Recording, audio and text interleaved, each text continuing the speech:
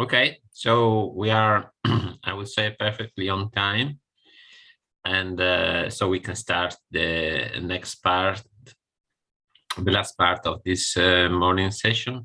I'm going to give the floor to João Ferreira and Fergal from IBM.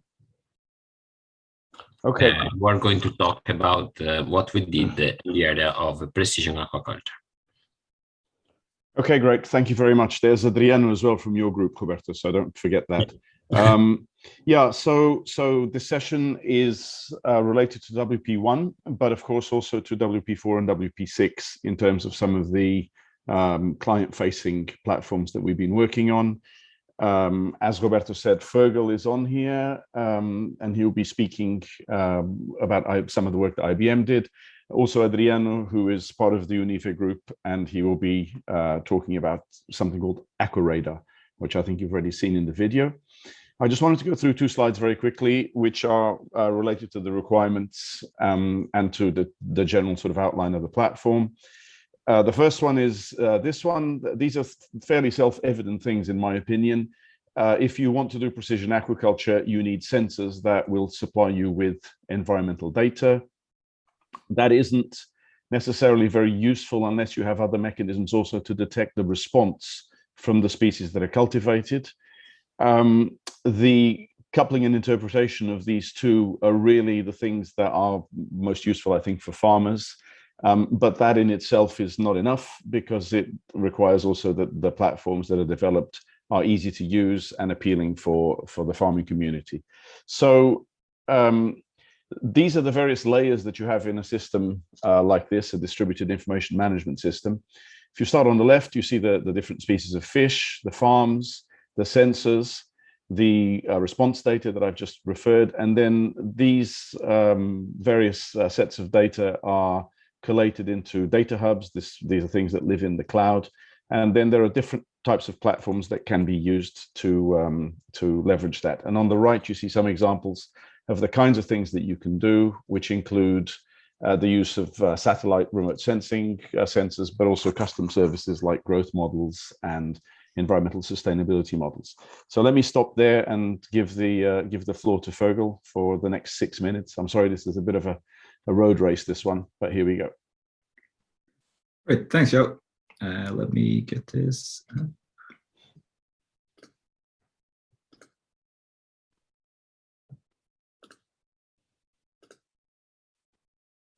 Great, thanks all. I trust this is sharing correctly. So to continue from Zhao's introduction, the key thing I want to do here is acknowledge the huge number of dependencies here, the huge number of people who contributed here. I'm not going to go into names, but the different pilot sites, the different academic partners, it's what enables all this work, and what makes it achieve impact and achieve value for the industry. So this is simply, I like to present this slide simply to give an overview of the diversity of what we are dealing with within GAIN. So it's pilot sites distributed globally, the 4 or 5 different species, different local site-specific conditions, etc. And it guided a lot of our development here as well, in terms of developing solutions that is adaptable and customizable to the different requirements of different farms, different localities, different species, etc.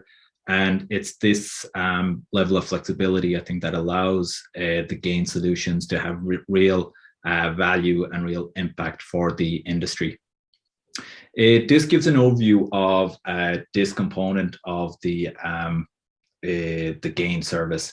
And in terms of the key objective here, the key thinking that guided a lot of it at the early stage was we wanted to bring the value and impact and disruption of artificial intelligence to the aquaculture industry, and bring the components and innovation that it introduced for other industries to aquaculture.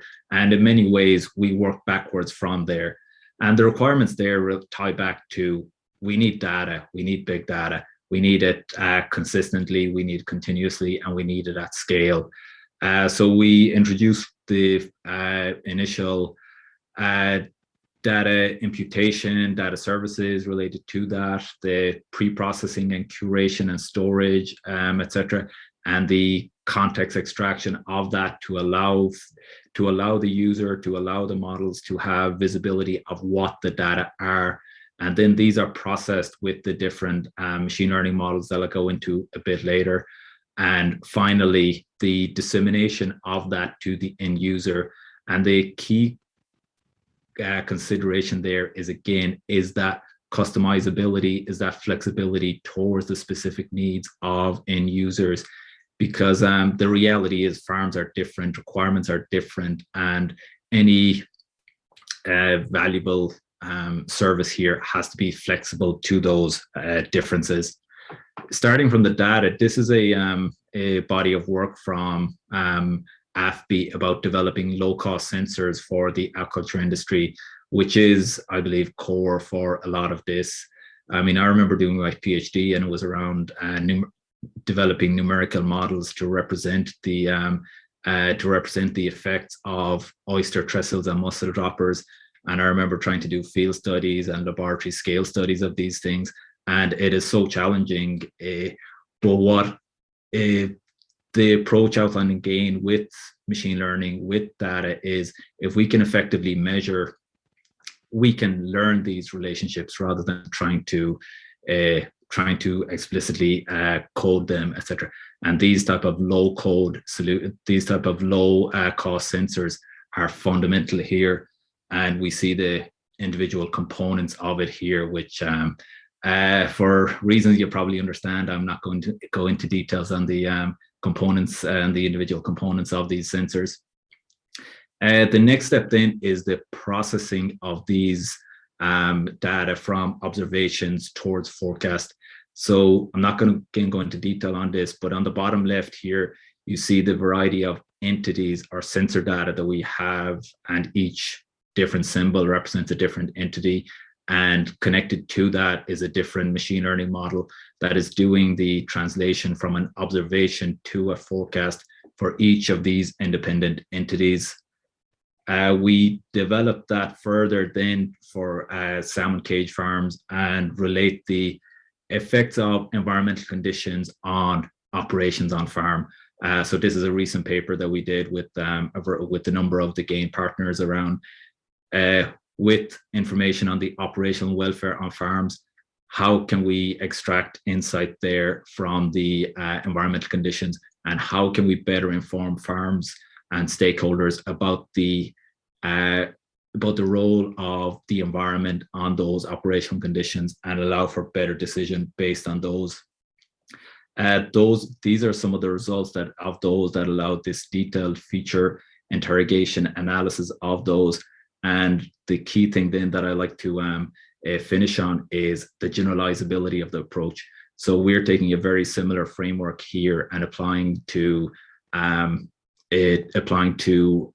shellfish site farm closures in Portugal and Northern Ireland. And the framework is the same here as the one presented previously. What changes is the data that we are relying on, and it allows us for a completely generalizable solution. And further details here in our paper and in our GitHub that allows you to look it up and redo pretty much everything that we did in this paper, and from an introductory to the final analysis. And that's it, Joe. I'll hand back to you. Thank you so much. Can you get the screen share off so we can get Eduardo, Adrian one?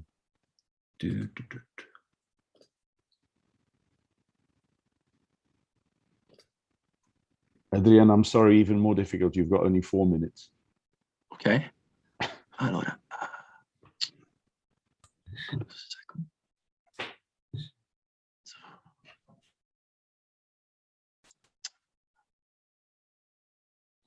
Will F5 put you in presentation mode?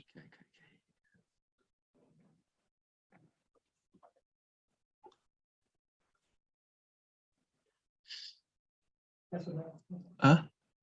that's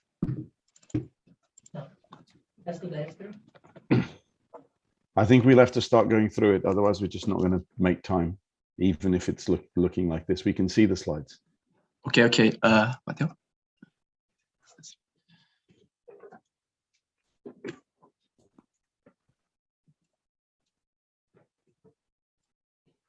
Okay. All right. For that, okay. So our platform, which is called AquaRadar, it's specifically focused on land-based aquaculture, and it has these 4 components, which I will be explaining in the following 4 slides. So starting with the real-time data visualization, here we have an example for dissolved oxygen into a raceway.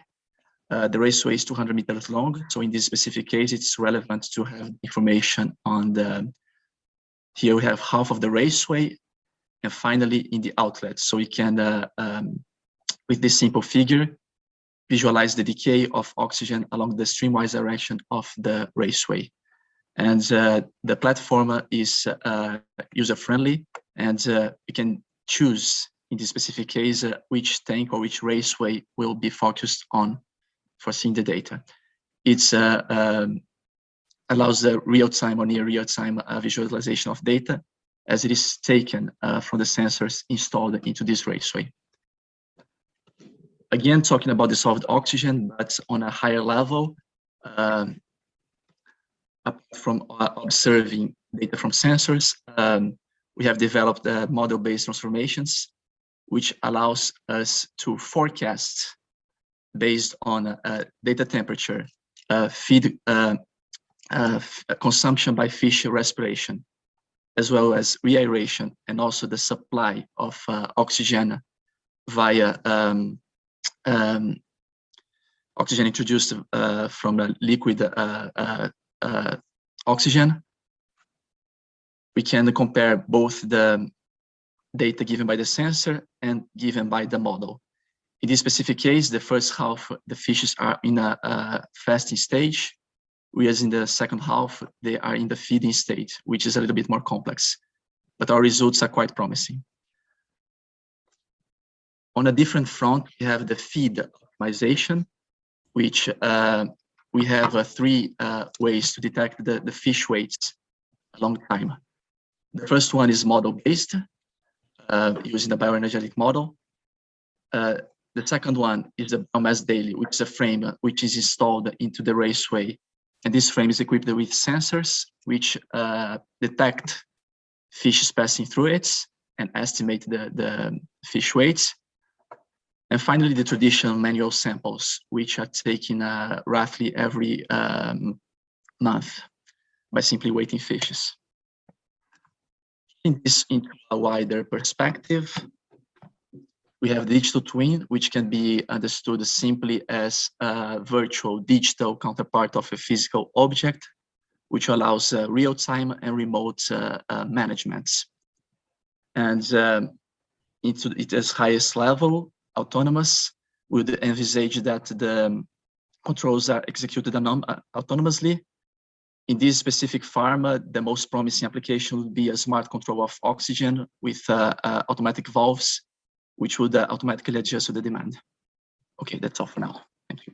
Thank you. Can you take it off share? Yes. Thank you very much. So this is the last part of the of this session. I just want to show you. Can you see my screen? Somebody give me a thumbs up. Yes. Yeah. Cheers. So this is the Aquasense platform. You heard about it on the video a little bit already, but this is a live demo of it, so it's a little bit different. We have all the gain farms apart from the carp farm at the moment on the platform. You can see them there. During the legacy program, we're going to also work with our Polish colleagues to do that. It's difficult to implement these kinds of things when they come to the stage where they need to be useful for different companies. So what I'm going to do is just show you, take a very fast view of this, just to give you some idea of what it does. I am on as administrator, so I can kind of see everything. These are the companies that are on there. Some of these companies are part of the affiliate farm program. One of them is Doma. They grow oysters and mussels in Northern Ireland. I'll just zoom in on there and show you where they are. So it's a place called Dundrum Bay. And they and the Trotticultura Leonardi that Roberto mentioned, that was also in the video, are members of the affiliate farm program. They're not directly linked to the project. You can't do this kind of thing for farms in different countries and for farmers without having some kind of multilingual capability. At the moment, we've got 3 languages on it. We'll be extending that to a number of other European languages and also to Chinese.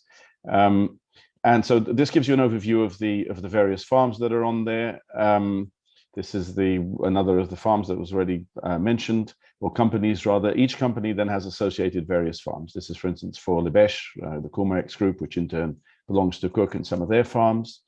And these farms, the companies and farms can define users that then are allowed to go in and work with the modeling side of this, which is what I'm about to show you. So this is the modeling component. What we do here, in essence, is to define a period of time which is associated with the data for which we have sensors. These little handles on either side will let us pull this in or pull it out depending on what we want, but we can't go beyond that period of time, obviously, because that's what we have data for. And when we do that, then we can run a model, and that will give us some data on let me put this back in English, perhaps. I'll put it in Portuguese just for a bit of fun. So we can run data use data from a particular modeling window and use that to simulate the growth of the animal and some of the sustainability aspects. So we try to make this as easy as possible for users. You've got all the companies up here. You can see them. I'm going to pick up on GIFAS. They were the first ones that were on here. And what you can see on here are data for water temperature, for the biomass. The biomass is coming in at about 5 kilos, which is kind of normal for a 500-day cycle, and the water temperature. And you can see, for instance, if you want to get a bit sciencey about it, although as I said, this is more for the industry, that the feeding and the water temperature are pretty closely associated. But obviously, you're feeding more as the animal's bigger, even if in relative terms for colder water, you're feeding less. When you want to set up, so you can see results in tabular form, and you can see a little link here. You can download these things as a CSV, so that's basically an Excel file. And you can also see a summary of your data. I'll get to that in a minute. If you want to run a model, these are the kinds of things that you need to do. You need to scope out what this period is that you're running it for, and then you need to put in some other data. And the data are of various types. There's data here that are on the individual growth, so what, for instance, is the starting weight. But there's also data on feed prices, on stocking density, and various other aspects, which are key to then scaling this up to a population. So after you've run your model, you need to give it a title. After you've run your model, then you come up with this kind of image that I just show you. I'll just show you a similar thing for oysters. This is for Doma. Let me just add a little parameter in here. This is from the AFBI sensors.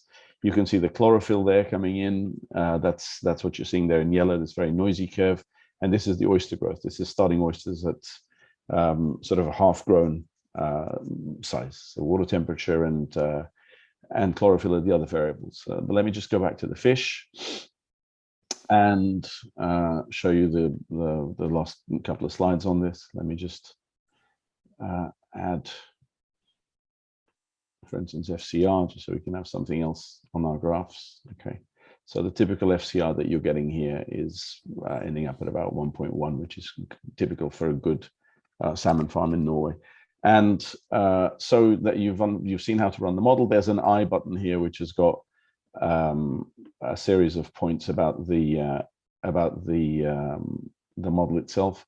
I can't seem to scroll down more on my screen because I've got everybody's faces on here.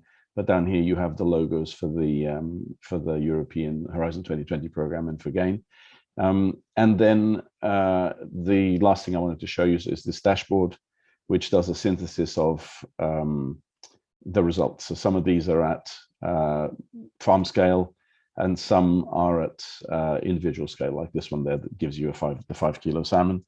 And below that, you have some graphs that give you some idea of what's going on. So for instance, these are costs. This is how much is spent on feed, and the other part, the orange bar there, is how much is spent on the juveniles. And then some of the stuff that I think interests farmers from an economic point of view. So that's what I wanted to show you with respect to Aquasense. I'm going to stop the share, and I'm going to just share one last slide for conclusions for this. Can you see the screen? Somebody give me a thumbs up. Okay. Yes. So essentially, it's just wrapping up what we've seen here. That we've got 3 distributed components. As I said, they run across WP1, WP4, and WP6.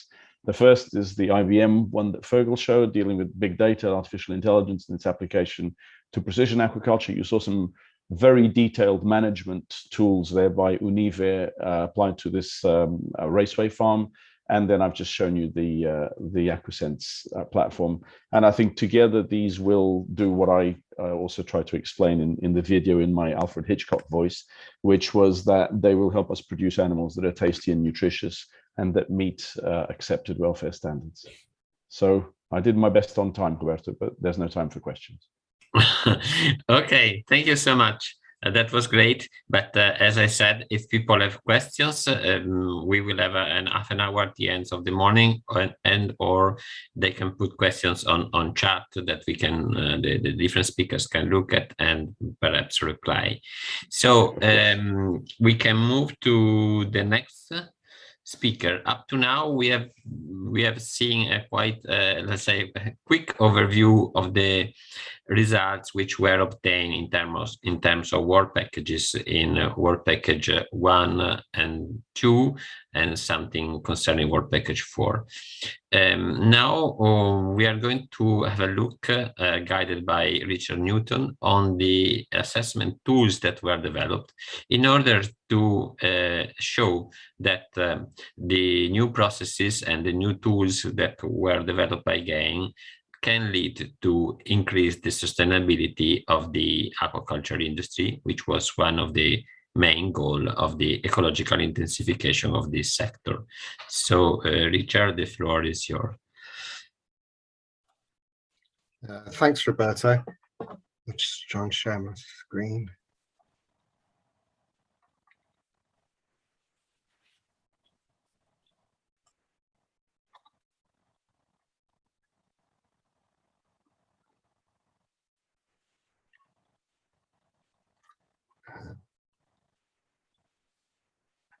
Can you see that?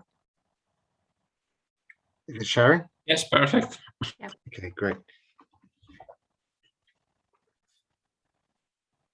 So I'm going to talk about the sustainability assessment within the GAIN project, and could we measure ecological intensification? So when we started out in GAIN, we were very aware of the types of sustainability assessments which have gone before. Some of them are quite narrow in that they focus just on the farm. Others just use life cycle assessment, which is a lot broader, but also isn't necessarily taking into consideration some of the social and economic issues, and also doesn't give a lot of context behind what's happening within sustainability from an aquaculture perspective.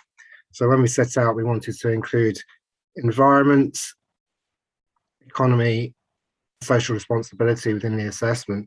And as we're moving forward and looking at One Health perspectives, we also thought it was important to include animal welfare perspectives in this as well. So the assessment was called the EC, and it took into consideration all of these different pillars of sustainability across the industry as far as possible. And this presentation is really more about the process of constructing the EC rather than the kind of many results of sustainability that we were able to measure across the different industries.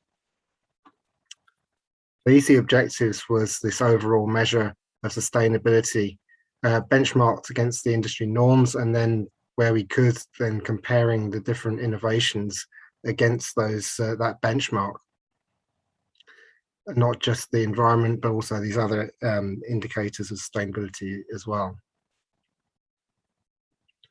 So it was a series of sustainability indicators which were underpinned by life cycle assessment and compiled into a single index for each of these different 4 pillars at the end.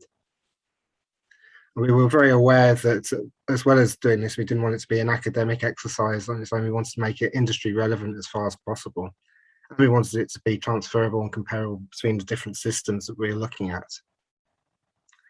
As a measure of the trade-off between the environment and the other economic, social, welfare impacts, goes further than just the farm in most cases, and we try to look through the value chain, although it's not always possible for all of the indicators. We wanted to make sure that we were focusing on the different aspects. It was about local impacts, regional and global. And the underlying reason for doing it is because the growing interest from different stakeholders in how they want sustainability to be measured and how that is communicated to different consumers and other stakeholder groups. And also that different value chain actors through the supply chain also want more traceability and transparency about sustainability and where their suppliers are coming from. The EC approach to life cycle assessment and also value chain analysis as the kind of bedrock of how we measured the different sustainability indicators. So for those who don't know, life cycle assessment is a measure of accumulated environmental impacts throughout the supply chain, whereas value chain analysis explores the relationships between different stakeholders within the value chain and the supply chain, and is a measure of the movement of goods and services within that value chain and value. They're quite related, but also at the same time use different methodologies, and they're quite difficult to integrate.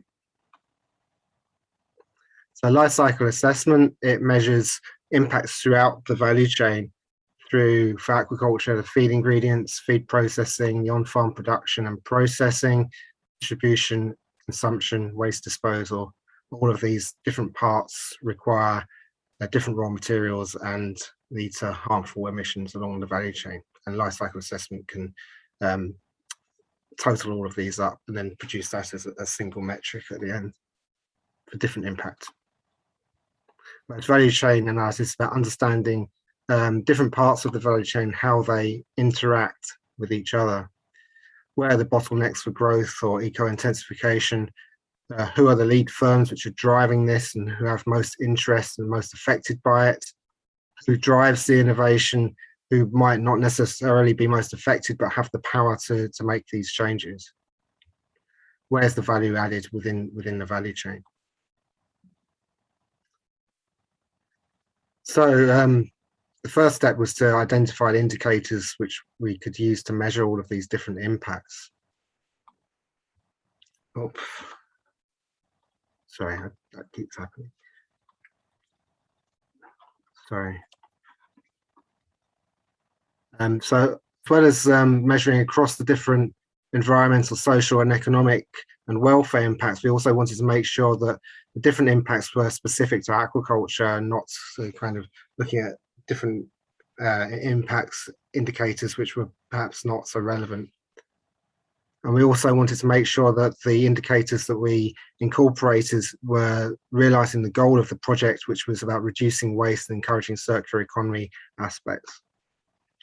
And we also realized that along this journey, we needed to solve the challenges with how we measure and quantify and characterize the different impacts, particularly the social and economic impacts, and make them alignable with the kind of environmental impacts that we're measuring as well.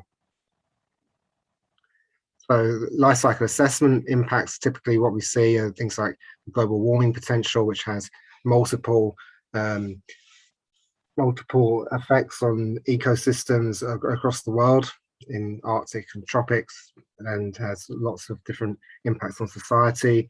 There are things like acid rain production from acidification, which has impacts on vegetation, but also on urban infrastructure. We have eutrophication, which affects the ecosystem balance in aquatic systems. We also have things like ozone depletion potential leading to cell damage and eventually cancer, where you have high levels of depletion. And then we have other categories, such as ones more specific to aquaculture, which we were able to incorporate into the methodology, such as fish in, fish out ratios, and then biotic resource use.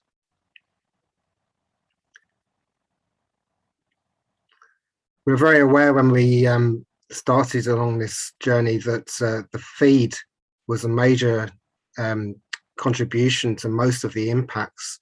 It's from an environmental perspective, certainly, all of those ones which I mentioned, apart from eutrophication potential, which is more to do with the metabolites from the fish at the farm, but that's also linked to how efficient we feed the fish as well, of course. So we were aware of the different trade-offs, particularly in the most common ingredients which are used in fish feed formulation, particularly looking at the use of marine ingredients for aquafeed, but then also the replacements for those marine ingredients, whether they're plant ingredients or indeed the novel feed ingredients which we were looking at within the project. So particularly looking at marine ingredient substitution, one of the most common ones is the use of soybeans. So a large trade-off is the impacts on aquatic ecosystems versus terrestrial ecosystems. And soy is a major driver of deforestation, as we know, which leads to all sorts of biodiversity impacts and also impacts on carbon footprint through loss of sequestration and transition to arable land, which releases carbon emissions through the use of fertilizers and tilling, etc. We're also aware that some of the soy that's being used is certified, and through certification, then this can reduce the impacts overall. We're also aware of things like freshwater use and incorporated that within the indicators, particularly from agriculture. And many of the ingredients that are traded globally come from areas which are highly water stressed and extracting a lot more water than is recharged through precipitation. So extracting water from aquifers and then it's not being recharged through precipitation, leading to salinization problems, droughts, and other environmental and public health issues. So that's the environmental indicators, but what about the social and economic indicators? We had to consider the sensitivity of the data, especially economic, that a lot of the kind of commercial industry partners would be unwilling to share that kind of level of sensitive data it would require for this index.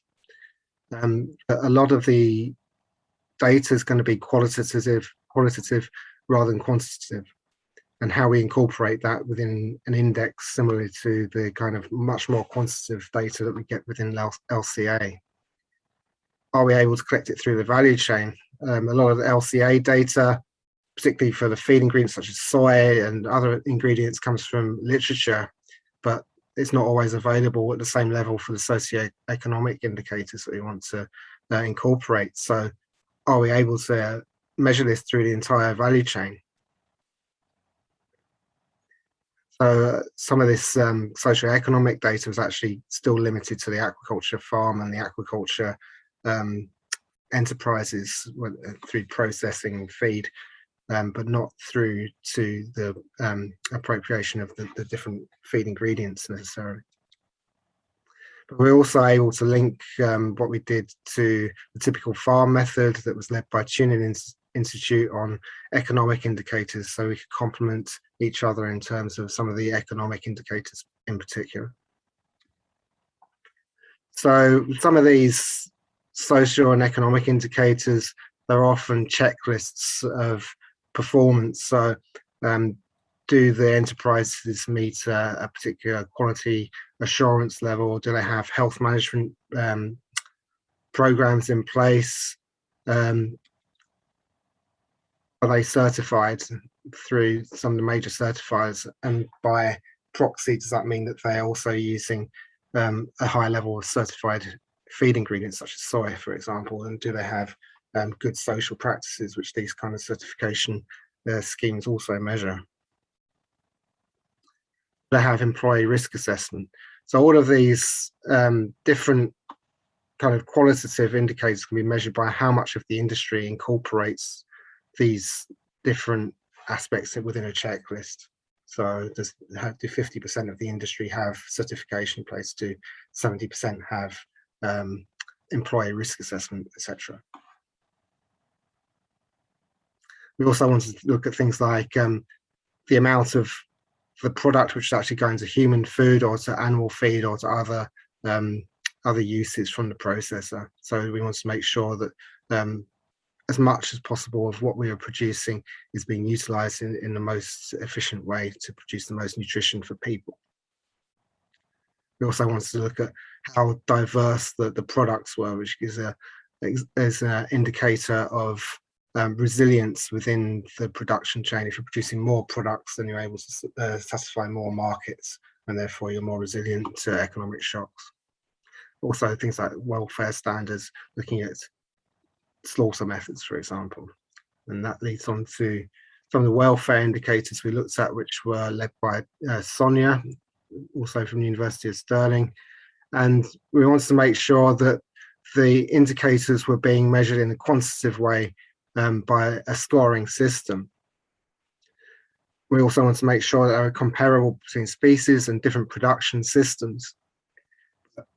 Critically, we want to make sure there are non-invasive measures and that they were indicators which were being already measured by the farms themselves. So we weren't asking farms to measure different things for us for the purpose of this index. These were things which they already measured themselves already, and that they were representative of the different domains within what's commonly recognized within animal welfare. So the aspects of the environment, the health, and nutrition, and the behavior of the animals, and also their emotional state, which you can ask Sonia about yourselves. So after this process of looking at the different indicators, then we had a long period of consultation, first of all between ourselves within the project, people on Work Package 4 who are directly working on this index, ourselves and the University of Venice, also Tunin Institute, to come up with a list of indicators which we then presented to all of the partners at workshops. So we were able to then ask the different partners which were engaged with the industry how relevant these different indicators were for the industry, and then to come up with the most relevant and draw up the list of indicators which we were going to use within the index. So we had obviously a lot of environmental indicators as normal, but also we think we had a good number of economic, welfare, and social ones were a little bit more difficult, but also we had quite good representation through the social indicators. A lot of this, the data collection then relied on creating trust with our partners and the industry through those partners. So we had good support through the our partners in GIFAS, SUITS, University of Venice, and AFBI, who were able to use their networks to engage with the industry and the wider stakeholders, so that we were able to collect data and to also help prepare and pilot the surveys that we were going to use. And that was able then to broaden the network through their contacts over a long period of time, working with fieldwork within the country. So moving on to some of the results that we got, these is a list of indicators from an environmental perspective of feed production, and you can see then we were able to incorporate some of these other indicators within it. So we were able to use the normal life cycle assessment indicators, but also separate out the energy use into renewables and non-renewables, look at the water use in terms of blue water, which is abstracted water, versus green water, which is precipitation, the land use, basket resource use, fish in, fish out ratios, and how the different ingredients contribute to the industry benchmark for feeds. Similarly, with the farm data, we were able to see the different contributions from the feed, from the production of smolts, and the how much is at the grow out stage. And incorporate, again, these cumulative energy indicators separating renewables and non-renewables. We also looked at how much employment there was, male and female, at different stages. So we could look at gender balance through the industry. We could look at the number of fish in terms of mortality, both at the hatchery stage and at the grow out stage, and also the mass of mortality throughout the production. So after we got all of these indicators together, went through a period of testing the indicators against each other. Don't worry too much about the detail within this graph, but basically it looks at how well the indicators are linked together. So if we make a change within the industry, do all of the indicators change in unison, they all go up at the same rate in parallel, or they go up at different rates, or they go one goes up and one goes down.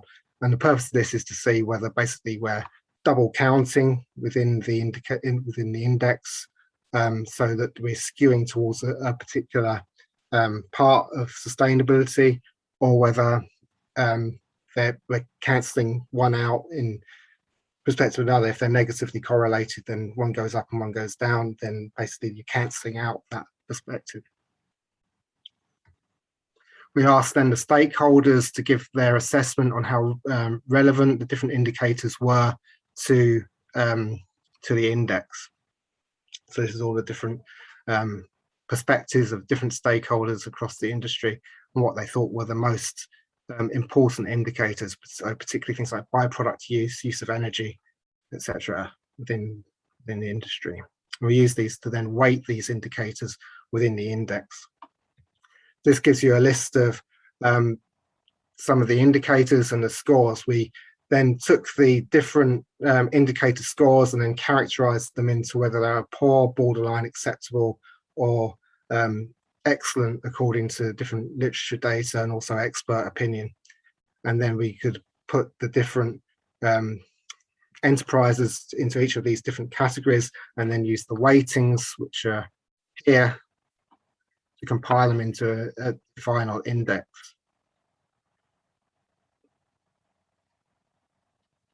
This is the final index, how it looks like for Norwegian salmon.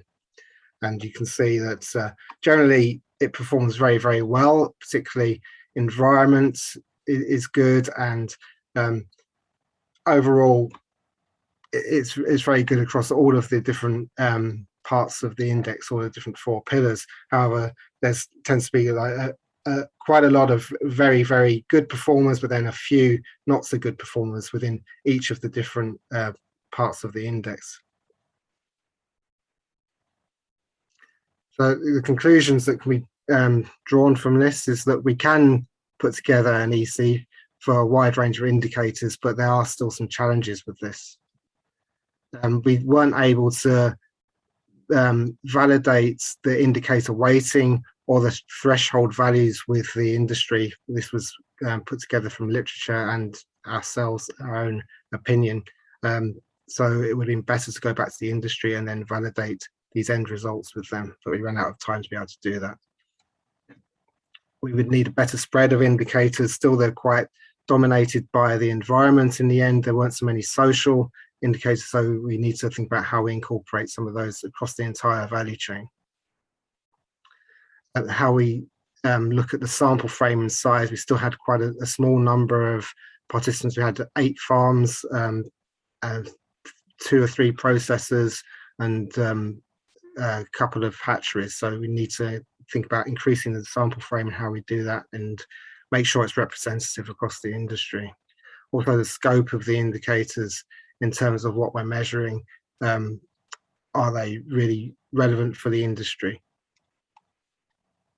And then being able to apply this index to a much more diverse production system. I presented this for salmon, but salmon is not particularly diverse in terms of how it's produced, whereas other industries such as the Polish carp industry proved to be extremely diverse, and we only had a limited number of farms. So the indicators which come out of that give you a very large range in terms of the results that come out of it, and the interpretation therefore becomes more challenging. So thank you very much. This is just a few of the people which were involved in putting together the index. Yeah, so thank you. I don't think we've got any time for questions anymore. I ran slightly over. I'm sorry about that, Roberto. Okay, thank you very much. Once again, if there are questions, we can keep them for the final discussion, or people can put them in the chat. So we can continue with Dave, who is going to tell us some of the main, let's say, policy messages that GAIN could deliver, also in perspective, taking into consideration what our project officer said about the Green Deal and aquaculture. Thank you. Can you see my screen and can you hear me? Yes. Is it on full screen? Am I ready to go? No, it's the presentation is not in presentation mode. How do I do that? Okay, that's just F5. okay. Perfect. Okay, thank you. So good morning, everyone. I'm here. I'm charged to talk about, does aquaculture ecological intensification require policy change? A bunch of us have been involved in this, us at Stirling, folk at Longline and Alfred Wegener Institute, and of course ANFACO. So this is a composite presentation from everyone. Let's look at some of the international drivers for policy change. GAIN hasn't happened in a vacuum. We've heard about climate change. We've heard about how we should be moving to donut economics. Eat Lancet informed the debate around how diets have to become both more climate friendly and nutritious, and how indeed blue foods need to be part of the food system. And that led to the Blue Food Assessment this year that actually engaged with the Food Systems Summit that happened in October. So this is all the background. There's lots of aspirations. What about action? How is aquaculture moving to be part of sustainable development goals, and also to fulfill a role within the European Green Deal? So part of the issue is how people perceive the ocean. And of course, that's a tussle at the moment. There's a challenge between narrow and broad approaches to whether we see a sort of conservation-centric approach to the ocean, or the fact that it's part of a broader human system that includes food systems. And there's an almighty fight going on, let's face it, between protagonists who look to a future where oceans are left pretty much intact and we move to a vegan lifestyle. It's been a very fast-moving policy period during GAIN. There's been all sorts of accusations, counter-accusations. The Seaspiracy has had huge reach, 600,000 followers on social media, and that's just the beginning of it, folks. There's something coming out very shortly that follows up Eating Our Way to Extinction. So we're in quite a sort of interesting policy space.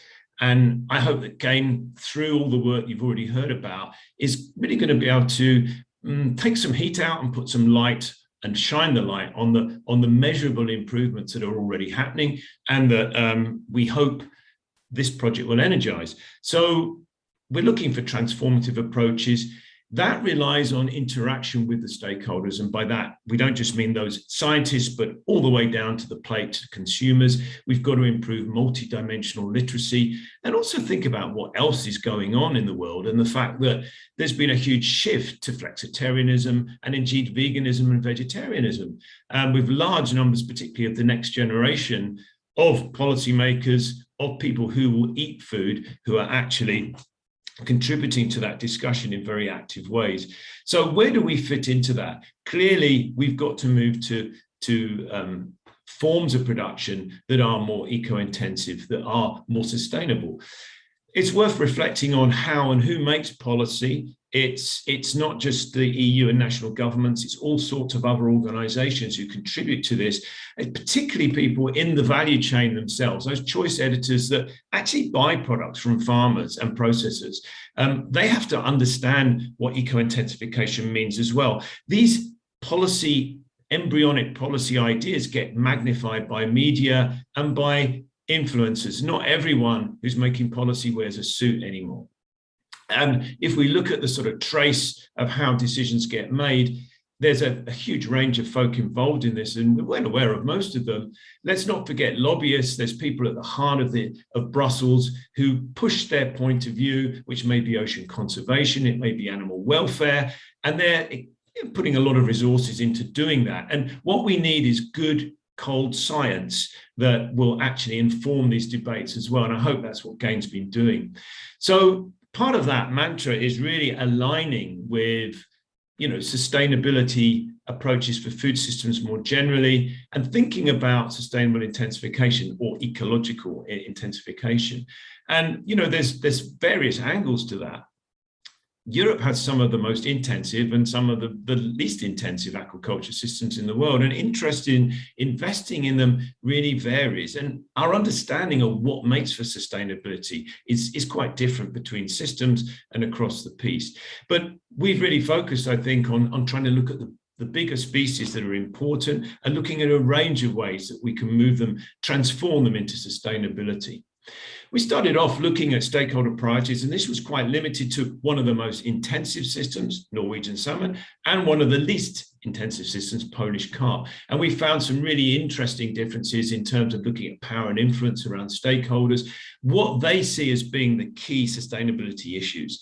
Clearly for salmon, it's about feeds, it's about maintaining high health and welfare and technical efficiency, all things that the Norwegian salmon industry is globally renowned for already, and therefore very influential, not just in Europe, but globally in how aquaculture will develop. There's incredible support between private and public sector. These are models that are interesting. Can they translate elsewhere in Europe? That's one of the issues. The Polish carp model is so totally different. It's freshwater, it's low intensity. They're worried about freshwater availability with climate change. They're worried about adequate investment. And frankly, the alignment between power and influence among stakeholders is nothing like what we see in the Norwegian sector. There's plenty to work on there. But what we do see is variability in outcomes not just in terms of the amount of product, as we can see here. There's huge differences with what we see in salmon and carp and mussels, to take three, but also the sort of quality of employment that these sectors stimulate. So although carp has a very low output in terms of per unit full-time equivalent, labor equivalent, how does that compare? Is that employment in a different place that we see with salmon, where we have incredible efficiency of labor use? What about the quality of employment? What about who's being employed? These are things that I think the EAC is going to start reflecting and supporting policymakers understand what aquaculture brings to Europe in all its different facets. But at its heart, of course, GAIN looked at these types of aspects of eco-intensification. We're interested in sustainability in economic terms. We have to understand the legal framework and the consumer acceptance. And the three pillars were feeds, precision, and circularity.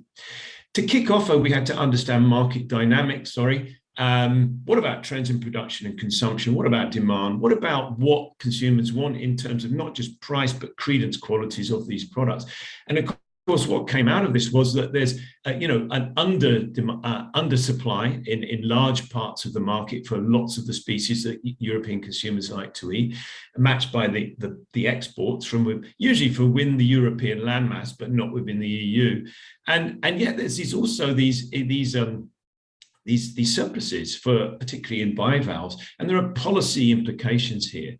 Should we be expanding where the demand exceeds supply, for example, or should we just see the EEA as the local market and a joined up local market, for example?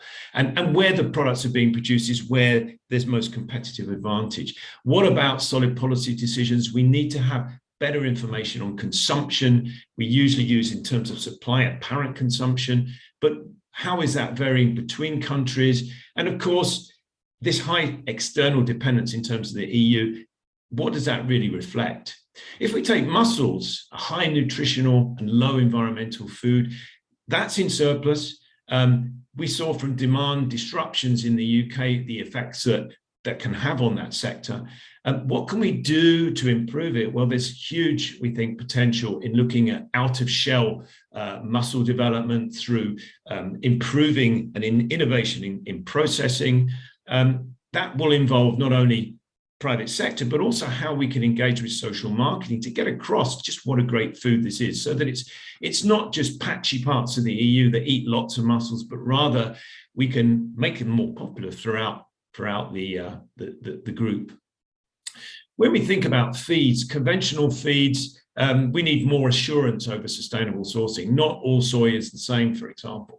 When it moves to novel feed ingredients, really how sustainable are compared to other ingredients. We got a flavor of that from Lewis earlier. And how can we link in novel feed development with the circular economy? And just to say, these lovely little fellows, the black soldier fly, lots been talked about them. You can hardly open a trade mag without saying these are the future of aquafeeds. We've looked at them in GAIN, and is this an emperor without clothes? Well, you know, we use data to work out how impactful they were. And you know, 32 kilograms, essentially a pig feed, produced 1 kilogram of larvae. That's where we're at the moment. We've got a long way to go. They're fantastic feeds. They do perform performance, but they're not in any sense more sustainable than many of the conventional feeds. And what we see is that there are trade-offs here that policymakers have to understand between, if we take to the left of this graph, the terrestrial feeds, if you like, and to the right, the aquatic feeds. And we see these rather large footprints for the microalgae at the moment, the BSF larvae, etc., compared to products which are available. And part of this is just down to the energy requirements of producing these, and what a difference it makes if we're using hydropower in Norway to using coal power elsewhere in Europe. So these innovations and these policies don't go unattached to what else is happening in terms of sustainable economies. At the moment, we're talking about sort of rhetoric v reality, really. There's high expectations of these novel feed ingredients to replace conventional fish meal and oils, particularly under the pressure of the scrutiny on how we use the oceans. But that's now shared by feed companies as well as NGOs and politicians. Everyone wants novel feeds. But in general, at the moment, they're high unit cost and low availability. Now, they're going to scale up, and there's examples of where they already are. That will improve competitiveness.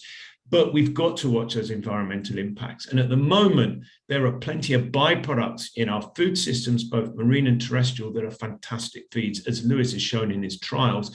And at the moment, that's almost strange because there's still a low and even declining acceptability of byproduct use in aquafeed ingredients, despite the fact that EU legislation is going in the right direction. There are moves to make sensible decisions about that. And I think there's a bit of a failure of communications going on there to the private sector, to the general public around the safety and environmental benefits of using these byproducts. And I hope the GAIN scientific outputs can be grasped and used in that respect.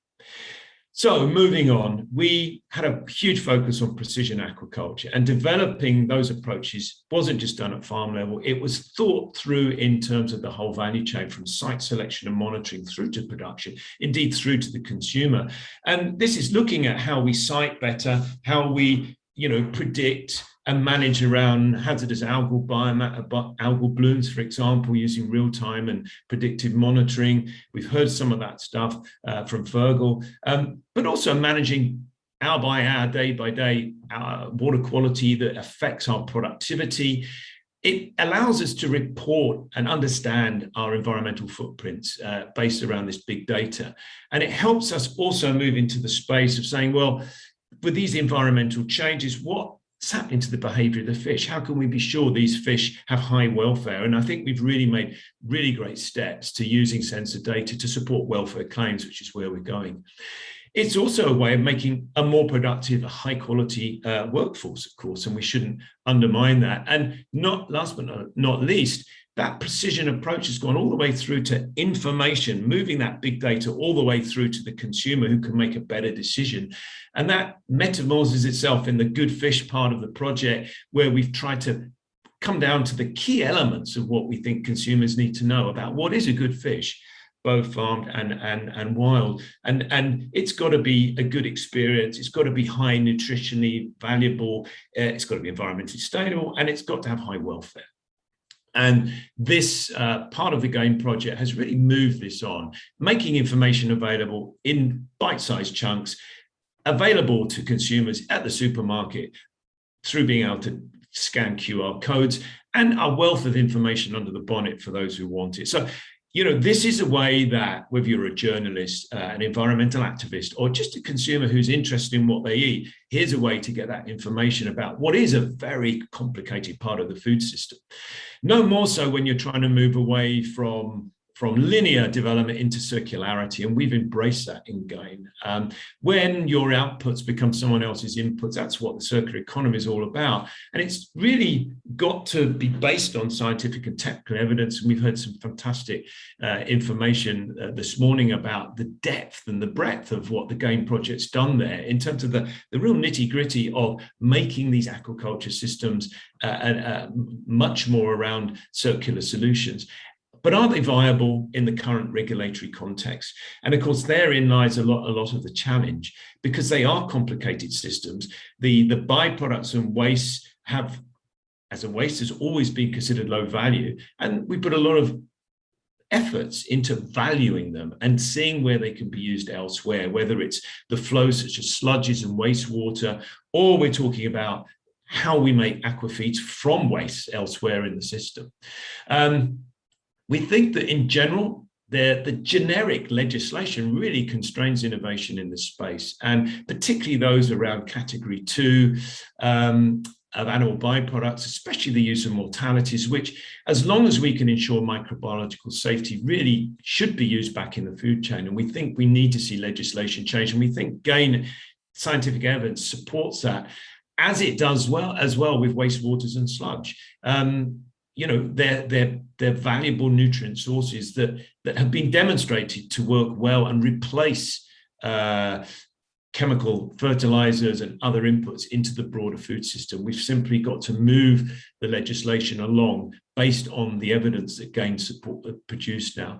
And of course, that's really put IMTA in a bit of a holding station because of this limitation around sales of products where they're co-located. So it's really holding us back unless we can update this legislation. And another example is the use of the levels of contaminants in seaweeds, for example. Huge potential there, but we've got to get this legislation updated.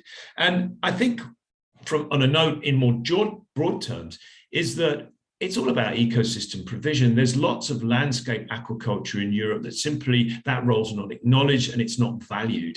And we need to take a leaf out of what's happening in terrestrial aquaculture, where the management of these, what are often coastal and freshwater systems by extractive aquaculture, really get some payment to make sure these are viable, sustainable systems. Where are we going with this? Well, we need some urgent policy actions for the aquafeeds in the circular economy. We need the novel feed ingredients need, I think, performance testing in balanced formulated diets. And we've shown the way how to do that in GAIN, but that's got to be, of course, this is not something that happens overnight. It's not a one-off. There are new novel feed ingredients coming out all the time, and the way they're being produced is being improved all the time. But we need to be able to measure, submit them to a sustainability analysis based around LCA using standardized protocols. Conventional feed ingredients are not all the same, so we need to get much sharper recognition of geographic and stock identifications on both terrestrial and aquatic byproduct flows, and relate those to LCA, and to be able to differentiate performance. And sources of energy used in the processing of feed ingredients should be declared, because it makes such a massive difference in the sustainability credentials of them. We need legislation changes to support reuse of byproducts and more integrated food systems. So to finish off, how have we contributed to the EU green priorities, green economy priorities? Well, one of those priorities is protecting our biodiversity and ecosystems. And I think you've heard how precision approaches can allow us to do that, from better siting and monitoring of the productivity of these systems, but improving the efficiency of the inputs as well. Reducing air, water and soil pollution, well, just by improving the nutrient efficiencies going in, and the quality of the expert systems to manage these, both in production and processing. I think we've really shown the way there. Specific examples, for example, how can we reduce selenium inputs and outputs into these systems? towards a circular economy. Well, we were built around the circular economy, and I think we demonstrated how waste and byproducts are actually co-products, and how we just need to push that a little bit, and that will be acknowledged by the broader policy environment here in Europe. Improving waste management. Well, reducing waste through the value chain, of course, is part of using the whole fish or using the whole shellfish. And we've seen numerous examples of that. We now need to put those into use. And ensuring the sustainability of our blue economy and fisheries. Well, I think the GAIN project's really shown how we can contribute to being a good neighbour in the aquatic environments of Europe through blue foods becoming part of a green and nutritious dietary alternative for EU consumers. So I'll finish there. Thank you very much. Thank you. Thank you very much, Dave. Thank you very much for this very nice talk, which covered really a lot of ground in such a short time span. And thank you very much for pointing out which could be some of the exploitation and the legacy of the project. So maybe we can just go to a close of this session. The last talk will give you an outline of the activities that we organize for transferring the knowledge that was produced by GAIN. We named the work package professional development, and we organized different type of trainings, which of course at the beginning were thought to be in presence, but we had to move them online. Of course, this changed completely the perspective, but even though we lost the opportunity to meet the trainees, on the other hand, we had opportunities to involve people from areas and continents which in general it would have been very difficult to involve otherwise. So there was, let's say, plus and minus in this transition towards the online, let's say, training activities. So I will give the floor to my colleague, I would say friend, Edouard Royer, who has been working with me at Ca' Foscari University all along the project to illustrate, together with other colleagues and other partners, what we did in terms of professional development. Thank you, Roberto. Good morning, everyone. Can you hear me and see my screen? Yes, yes.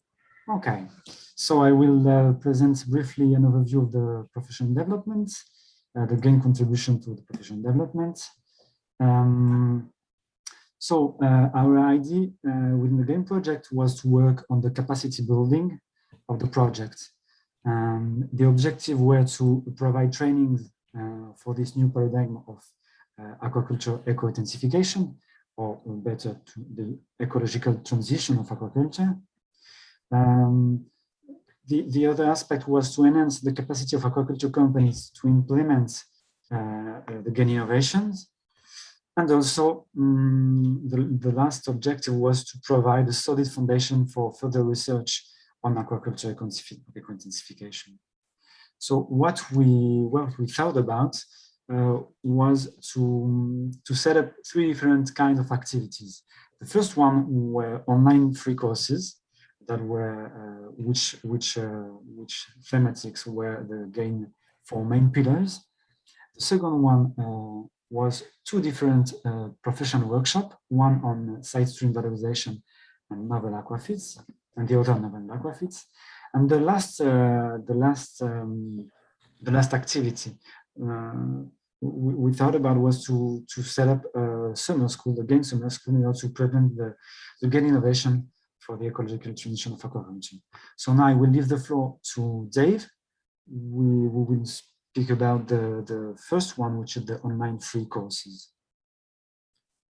Thank you, Eduardo. Now, my screen's playing up in terms of sharing this. Let me just see. Can everyone see anything? No. I can't actually, for some reason, I can't manipulate this. Could you share your screen with these slides in it, please, Eduardo?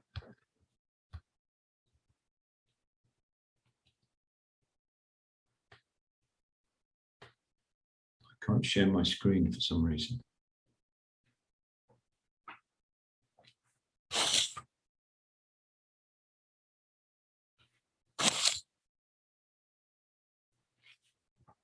Thank you. So we were responsible for online courses, and I'm giving this on behalf of my colleague John Bostock, who led this work at Stirling. Thank you.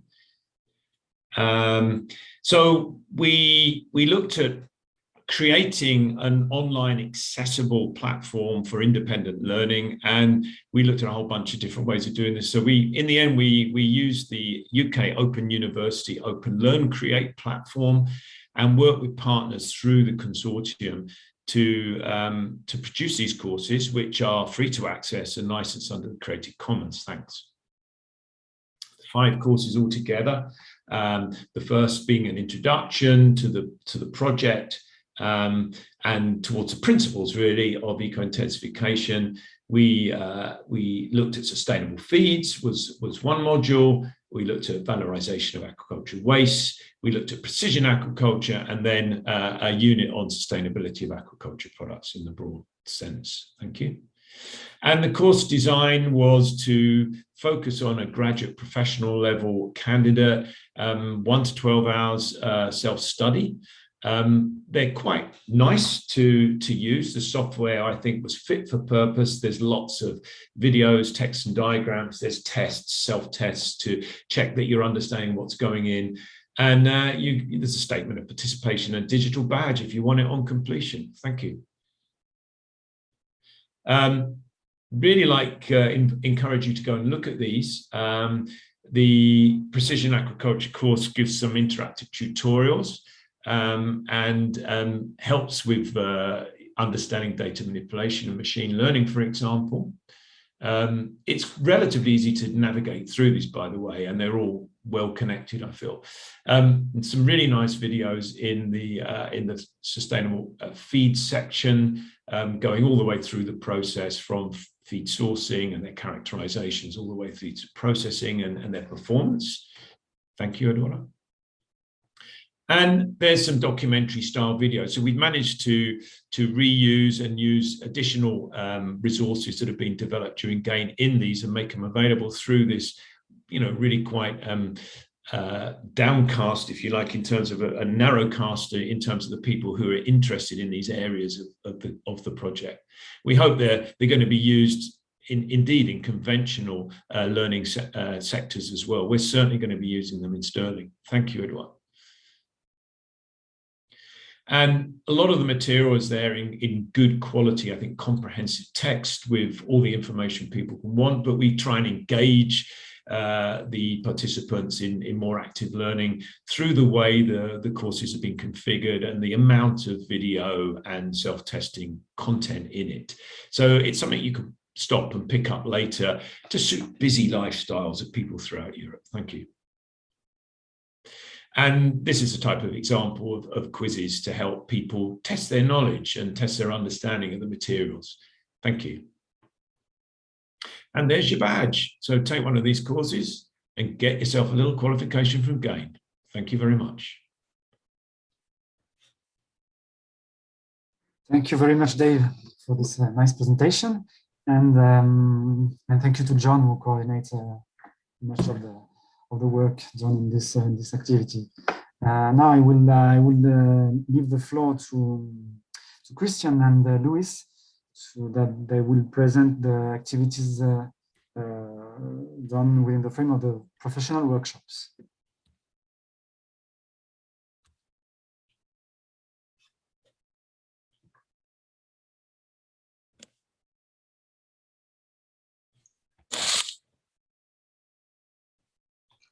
Oh. Hello, everybody. Does everybody see my presentation? So I have. Yes, but you just have to put it in presenter mode, Christian. Okay. Yes, yeah, okay.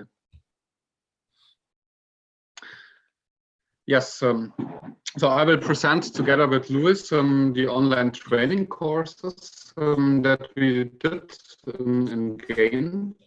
So we basically planned and designed 2 different training courses to promote and to enhance the implementation of the newest technologies that we have developed in GAIN, and also investigated them from a circular economy perspective.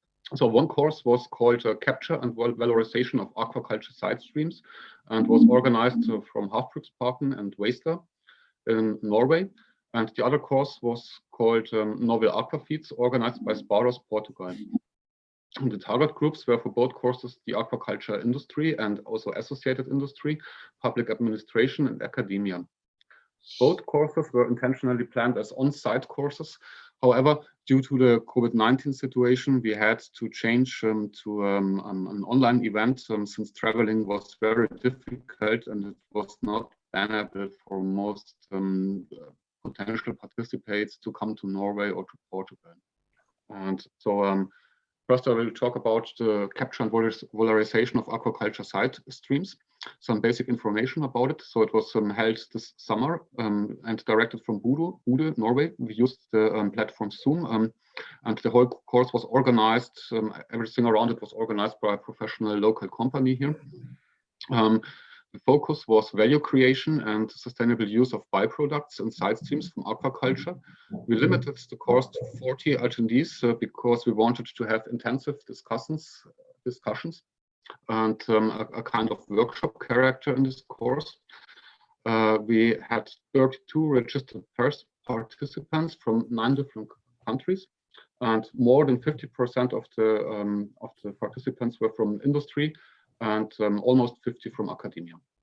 So we divided the course, we organized the course in 3 modules. Part 1, background, regulations, and technologies. So we found it was very important that all the audience, which came from often from a very diverse background, that they have really good background and solid background information. And then we presented solutions for the capture of aquaculture side streams here, specifically wastewater, but also dead fish. And in part 3, we presented potential valorization pathways for these aquaculture side streams in a circular economy perspective. Regarding the presenting organizations and companies, 50% of the presenting organizations and companies were GAIN members. Another 50% were not from the GAIN consortium. So we also took care to have approximately equal distribution between public research, representatives from public research, and industry and other general audience. So we had, besides research organizations, we had also industry, public administration, and non-governmental organization as presenters there. So after the course, we distributed a feedback survey to the participants, and so basically the participants could evaluate the adequacy of the single modules, and so for part 1 and 2, all participants found it was adequate, and for part 3, 80% found it was adequate. For part 3, we received critics that we provided not enough information on that, and also a little bit too less documentation on that. Further, the participants could evaluate several aspects of the course on a score from 0 to 5. And so general global aspects of the course received a score from 4.7. And the single modules also received scores between 4.5 and 4.6. So the course was very well perceived by the participants. Now we will go to the next course. So Luis, please, it's your turn. Yeah, thank you, Christian. So the other course was on novel aquafeeds, as Christian already mentioned, and the focus was on providing training to professionals, both from the industry and also researchers, on novel fish feed formulations that can support eco-intensification of the European aquaculture.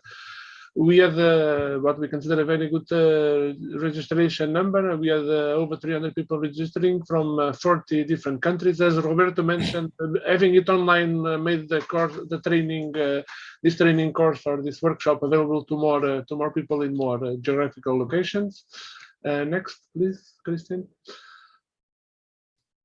So the course was structured to evaluate strengths and weaknesses of the different novel ingredients from yeast and bacterial proteins to PAPs from agro industry, byproducts from agriculture, etc. And then we also had some presentations on alternative fish feed formulations, and these were based on the results from the GAIN project, a bit more detailed than what I've shown you today, of course. And we also have the support from different European projects in this workshop, and 3 of them, they even presented the results related to novel aquafeeds, the Perform Fish project, Aqua Impact, and MedAid. And we also had very interesting results being presented by an Italian national project, the Sushin project, which also supported this training workshop. And we also had a final section on the novel tools to assess feed performance, where we were trying to make people more familiar to tools such as molecular biomarkers, microbiome analysis, and modeling tools. The speakers in the workshop, we tried to make this as a workshop interactive, and the speakers we had about 30% of the people were from the GAIN project, but we invited a number of people from the industry and from academia to have different perspectives on this topic. Next, please, Christian. If you look at the feedback of the participants, the survey we made at the end of the workshop, we can see that 50% of the participants, they were researchers from the universities or research institutes, 19% they were students, and then we had a bit more than 30% of participants from the industry. So we managed to cover all the target groups, let's say, and all the participants thought that the course was useful or very useful in developing their knowledge on novel feeds for aquaculture. Next. And we also, as we wanted to have an interactive workshop, as I mentioned, we also had some questions on the use of these novel ingredients and these alternative formulations. And actually, I think this is quite interesting. The people thought that the most promising ingredients to contribute to a sustainable, eco-efficient aquaculture, they would be yeast proteins and bacterial biomass proteins, followed by PAPs, so land animal processed proteins, and all the rest, they had relatively low scores.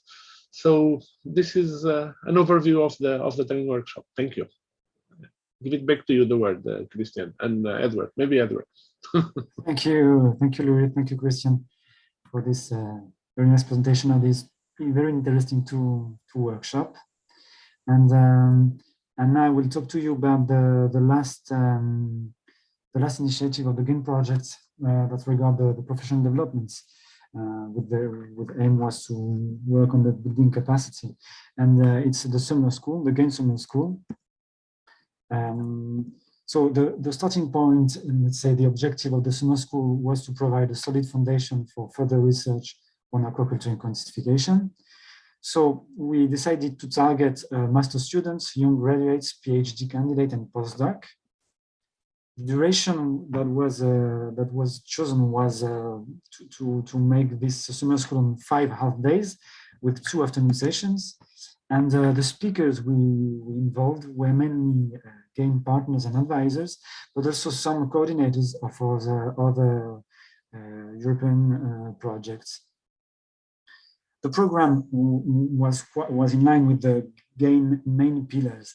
We had the first day session about the contribution of the Horizon program, Horizon 2020 program to the eco-intensification of aquaculture, with several presentations from various European projects, and not only European, also from China and from Canada. Then we have one session about precision aquaculture, then circular economy, sustainability, and finally about policies and markets.